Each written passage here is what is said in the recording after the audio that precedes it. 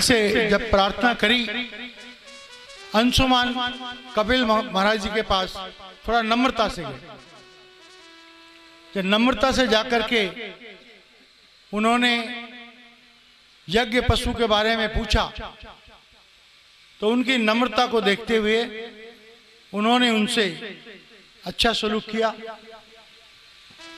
और उनसे कहा, भाई आपका जो यज्ञ का घोड़ा है, यज्ञ पशु है, उसे आप ले जाइए, हमें उससे कोई रोकने का कोई इच्छा नहीं है।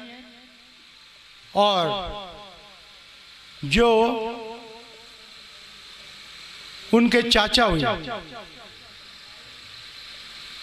तो वो जो उनके पुत्र थे सगर के, उन्होंने कहा अगर उनका मोक्ष चाहते हो तो आपको गंगा अवतरण का प्रयास करना पड़ेगा। जब गंगा अवतरण का प्रयास करने की बात हुई तो जो अंशुमान थे उन्होंने कठोर तपस्या करी और कठोर तपस्या करने के बाद भी उनको कोई ऐसा रास्ता नजर नहीं आया कि वो गंगा को अवतरित कर सके।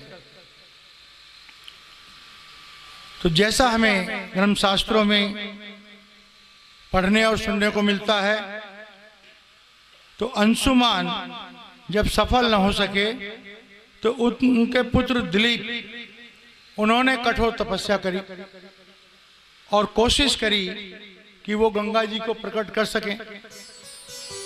जब दिलीप भी गंगा जी को लाने में सफल न हुए, तब उनके पुत्र भगीरथ उन्होंने कठोर तपस्या करी और उन्होंने ये निश्चय कर लिया कि जब तक गंगा जी अवतरित नहीं होंगी वो चैन नहीं लेंगे। अब भगीरथ की तपस्या सफल हुई। उन्होंने ब्रह्मा जी की स्तुति करी थी।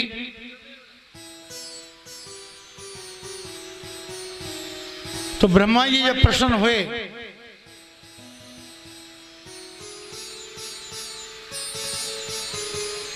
तो उन्होंने वरदान स्वरूप में गंगा जी के अवतरण की स्वीकृति, लेकिन एक शर्त थी कि अगर गंगा जी अवतरित होती हैं तो उनका जो वेग है उस वेग को कौन धारण करेगा।